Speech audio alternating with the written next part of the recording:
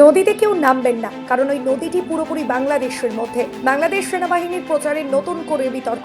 ভারতীয়দের দাবি ওই নদী ভারতের সীমান্তের মধ্যে। কৃষ্ণনগর বিএসএফ রেঞ্জের রংঘাট এলাকায় একটি নদী ঘিরে এখন নতুন করে তরজা দুই দেশের। কৃষ্ণনগর বিএসএফ রেঞ্জের অধীন ঘাট রংঘাট, কৃষ্ণ প্রতাপপুর সহ একাধিক সীমান্তবর্তী এলাকা রয়েছে। সেই সীমান্তবর্তী এলাকায় দুই দেশের মাঝে একটি কোদালিয়া নদী রয়েছে। জানা যায় দীর্ঘদিন ধরে সেটা ভারত সীমান্তের মধ্যে রয়েছে, কিন্তু কিছুদিন ধরে বাংলাদেশ সেনাবাহিনী প্রচার করছে সেই নদী নাকি তাদের দখলে। সেই কারণে কোনো ভারতীয় বাসিন্দা যাতে সেই পুকুরে না নামেন কিংবা না ব্যবহার করেন, জানিয়ে নতুন করে উত্তেজনা সৃষ্টি হয়েছে ভারতীয়দের। দাবি ওই নদী দীর্ঘদিন ধরেই ভারত সীমান্তের মধ্যে রয়েছে এবং তারা দীর্ঘদিন ধরে ওই নদী বিভিন্ন স্নানের কাজে অথবা মাছ ধরার কাজে ব্যবহার করে আসছেন। পাশাপাশি জানা যায় বাংলাদেশ সেনাবাহিনীর তরফে কিছু সিমেন্টের পিলার ছিল, সীমানা নির্ধারিত করার জন্য সেই পিলারগুলিও বাংলাদেশ সেনাবাহিনী তুলে দিয়েছে। ভারতীয়রা মনে করছেন বাংলাদেশ ইচ্ছাকৃতভাবে ভারতের সঙ্গে একটি ঝামেলা তৈরি করার চেষ্টা চালাচ্ছে। তারা চাইছেন ভারতের যে অংশ, সে অংশ যাতে বাংলাদেশ সরকার কখনো দখল করতে না পারে, সেই কারণেই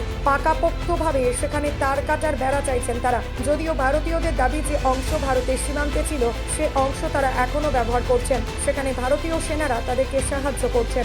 এই যে আপনার সামনে কি নদী? এটা একটুখানি আগেই নদী আছে, নদী? সামনেই এক দুটো ঘরের পরেই নদী আছে। আচ্ছা, এই নদীর পরে কি এখানে তার কাটা আছে? এখনো তার কাটা এখনো হয়নি, তার কাটা হবে। হবে। এই নিয়ে সমস্যা হচ্ছে বাংলাদেশের সঙ্গে, হ্যাঁ, হালকা পাতলা একটু হচ্ছে। সমস্যা তৈরি হয়েছে। বিডিআর পক্ষ দাবি যে আমাদের নদীটা আমাদের দিতে হবে, হ্যাঁ। আবার প্লাস ভেতরের থেকে 150 গজ আমাদের দিতে হবে। হ্যাঁ। 150 গজ মানে তার থেকে 400 মিটার অনেকটা দূর। হ্যাঁ। 400 মিটার আমাদের ভারত জমি লাগবে ওদের, আচ্ছা, এইভাবে ওদের দাবি। তাহলে ভারতের তো অংশ ঢুকে যাবে ওখানে, হ্যাঁ, অবশ্যই তাদের আমাদের প্রচুর রনঘাট অঞ্চলের অনেক ঘর চলে যাবে, তাহলে সমস্যা হবে না আপনার? সমস্যা আমাদের। কিন্তু এখন ওদিকে তো তার কাটা নেই তো, না, তার কাটা নেই। তো তার কাটা না থাকার কারণে কোনো সমস্যা হচ্ছে না?